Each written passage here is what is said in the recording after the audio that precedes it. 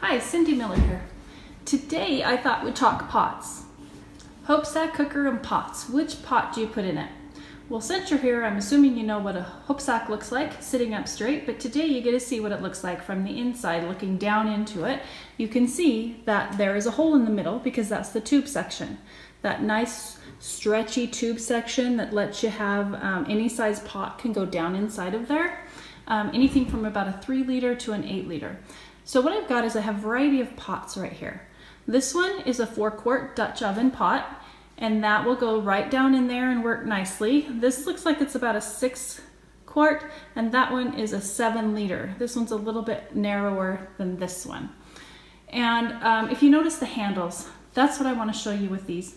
Both of these have handles that are up high on the pot. You don't want to find a pot that has handles way down at the bottom, because if you do that, it's not going to fit inside of that hole.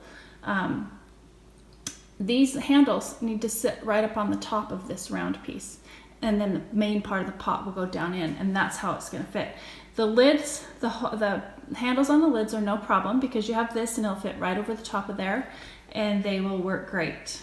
Remember, hot pads are a necessity when it comes to putting them down in there. You want a hot pad, a couple of them, to help you get that down in. Once you get it the initial time down in the HopeSaC, it really does go down a lot easier the second time. Just take your time, don't force it, move that outside away and work its way down the first time. You're not gonna lose it, it's not like you're gonna lose a ton of heat. You have to go so fast that you spill something. Just take your time.